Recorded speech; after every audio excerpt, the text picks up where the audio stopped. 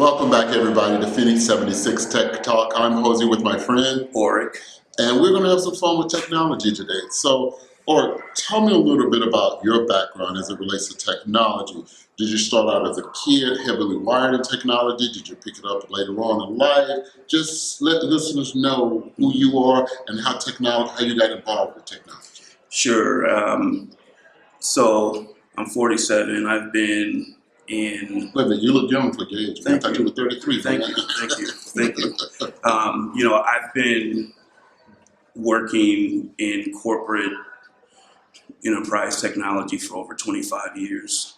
I got started back when I remember I was around 4, just taking things apart. Really? Yeah, like take clocks apart, take, anything I can take apart and put it back together. And then as I got a little bit older, my parents bought me a computer. I was about in first grade at that point. And then I learned how to code basic code. Read a book. Wait, you were coding in the first grade? Yeah, 6. Yep. And so part of my story is gonna be like, there's a lot of people out there like me that are like this. One thing just to know, I was diagnosed with autism. I'm on the spectrum since I was 5 years old. And the reason I'm bringing that up is because I had a privileged background coming up. There's a lot of people who have never been diagnosed. And if you think you might have, autistic issues or things that you deal with, ADHD or anything like that, you probably do. A lot of the people who I employ are all on the spectrum. I think they're really great employees. They have very focused mindsets and they can be just a very unique group to work with. So that's I want to share that as well with the group. I think anybody can get in the game. You just have to be willing to explore your curiosity with technology or anything you like to do. It could be spun up into making technical widgets for either a company or for yourself. So going back to my story, when I was about in 7th grade, my dad he got a computer and he had to do his work at home on it. Okay. And this man, he just gets so frustrated with technology, and I figured out how to get his computer working for him so that he could do his work. He botched his computer up really bad one time, and at that point I was sneaky, like I was playing with his equipment when he wasn't around, and then when he broke it, I already knew how to fix it because I broke it before the same way. So how old were you? 7th grade. So what's a 7th grader? 14 years of age. Yeah, 13, 12, 14. Yeah. So yep. So let's make sure we get this right. So in the first grade, you're coding. Yeah. By middle school, you're repairing the technology, right? Yeah. So let's fast forward a little bit. So now we're in college, right? Now we're in college. So you built the machine, you coded, you repaired the machine, you've gone all the way to the evolution of this technology. As it's evolving, you're evolving with it. Right. How did you know then to take your career in a particular pathway? Because the technology is constantly evolving. You got to pick a pathway to evolve with it. Right. How did you know where to go? I just really went where I felt comfortable and I felt good going. Back in the 90s, we were doing the modems and, you're doing a dial up and they go, you connect up and you get on one of the bulletin boards, like AOL or something. I don't know. I just thought that fuzzy sound sounded really cool. And then I started understanding about parity, understanding about how data transmits. And that was basically, the start of it right there. So I'm sitting at home right now. And I'm saying to myself, wait a minute.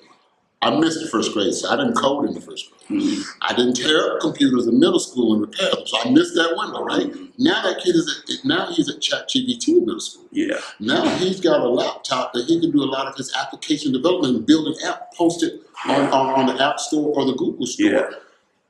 Let's fast forward. If you knew then what you knew now, how would you tell a young person to integrate their mindset and that curiosity with technology, or somebody who's coming into technology arena brand new? How should they navigate the space?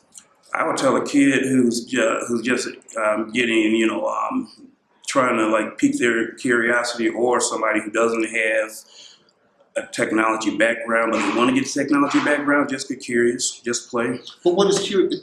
And please pardon me for Yeah. interrupting you. But what is curious when you say? So you mentioned ChatGPT, right? But when you say to me, Yeah. I'm sitting there. Mhm. I may know what curiosity is, but I get in trouble for being curious. Kids like me got in trouble Yeah, for so- being curious. so, So yeah. what is curiosity? Curiosity is being able to break something. The best way you can learn is to break something. So I'm gonna wait a minute. If I break my dad's computer, there's gonna be some problems in the house. Yeah. So how am I in a safe space to be curious Mhm. and at the same time learn? Not like it's bad to be curious, but often in our communities we're told don't break stuff, don't do this. We're told not to be curious. So how would you encourage someone to be curious and safe? So yeah, to be like curious and safe, there's a couple of things. I would say you got allies out there, you got advocates. You just have to look for them, and you have to be able to let them know what you need, and try to find ways to explore that curiosity. Or even, we could go into like tons of like different ways to do this, even if it's just like outside, like you don't have access to a computer. I used to like play in creeks, collect frogs, and then, think about like how to classify, that information, and then go read books and Okay. Yeah. So let's pivot here a little bit. So someone looks at you and they say, "This is a big guy. Mhm. This guy, he might be kind of quiet. He might not be outgoing." They're making projections and stereotypes about him, just like they Yeah. would me. Oh yeah. So that person who has autism, they're saying, "Well, I can't. I don't. I have so many things that they're looking at me saying I cannot do that." Mhm. How did you find the courage? How did you find the safety to say, in spite of what somebody thinks of me, this is who I am, take it or leave it? For that person who's sitting there watching us right now, how would you encourage them to have that same mindset? Yeah, so that's a good question. So it's really easy. Everybody needs something. It's easy. Yeah, everybody needs something. There's something that somebody needs help getting from point A to point B, fixing a computer, or understanding how code works, or anything like that. Really, the secret sauce is just this: you have to be willing to have the courage. It's not really a lot of courage to offer somebody something that you have that can help them. Once you offer somebody something that you have that can help them, you're empowered right there. And then that word starts spreading. Final question. First of all, thank you for sharing. You're welcome. Final question. As the technology evolves, the demands on technologists are also increasing. Yeah. People are expected to do more Mhm. with less resources and still get the job done. Mhm. Then you have corporations who are saying, we want to grow at a very fast clip. Do you think the next generation of workers, somebody who's watching us right now who's in middle school, do you think they'll need to have a PhD, a master's to get in technology, numerous certifications? What's your vision for the future? Now that we know you're curious, we know that you're courageous, we know that you're willing to take that leap, what would you tell them to do to prepare themselves? You don't need a PhD. You don't need a master's. You really don't need a bachelor's. You just need the Right. curiosity. Seriously. So for like the young kids out there right now, find out what the other young kids are doing with technology, and just embrace yourself in it. You'll pick it up. You will pick it up. And then the other thing is your expectations for technology are so much different than ours. Everything we've got is already established, but y'all are on like the front horizon, and I can't even imagine what your technology is going to look like when you get to be our age. Case in point, my 9-year-old son, he plays in the virtual reality world. He got an Oculus and a whatever other device. This kid is already coding in Python. He got together with kids all around the world. These are other like neurodivergent kids. He got all around the world with them, and they say, "Hey, I want to like figure out a way to harvest some of this like coin in the in the metaverse." They figured out how to write some Python code to like do it.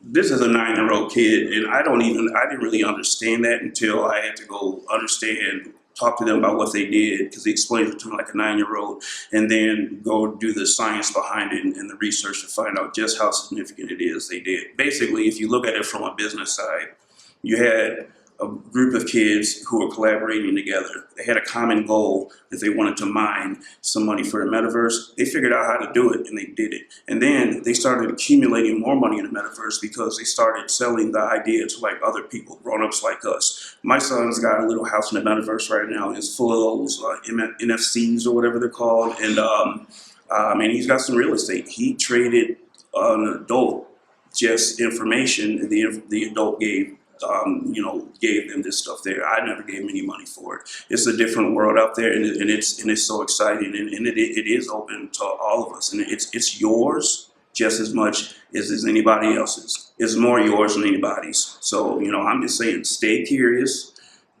get in there and do it. And if somebody tells you that you can't do it, you already know you can. If someone tells you you can't do it, they're afraid that you're already doing it. So I hope this really empowers you to get out there and play and just learn and explore. One last thing to encourage everybody. So I'm on executive path, and a little bit about my background about college. You didn't mention this earlier, but I'm gonna bring it up anyway. I started college in 1994. And I didn't graduate from college until 2007 with a bachelor's, flunked out twice. It wasn't because I was like a dumb kid or anything like that, but like I said, I've got, autism in large classrooms. They just a little bit too much for me, and that pace, it just didn't work for me. So it took me quite a while to, figure the right fit for me. And then, I went back and I got a degree in liberal studies from a school that has a higher perception of educational excellence than where I flunked out of twice. So I failed upwards. Hey, just remember, failing upward is a good thing. And so, there's so many places we go in life where we see something that a door might close, but then other opportunities open up. Be curious about them. Don't get down on yourself, and just because that door closed, you're just gonna stand there and wait for it to open up. It won't. But that door over there might be open, and definitely go over there and look for it, and just get on. So, everyone out there, I'm really rooting for you. It took a lot to get me to this place where I am right now today to be able to tell this story. But this is one of the highlights of my day is to be able to share this story with you. So thank you. Wow. So thank you so much, Ork. And that's it, everybody. Thank you so much, Ork, and we'll see you soon. Absolutely. Thank you.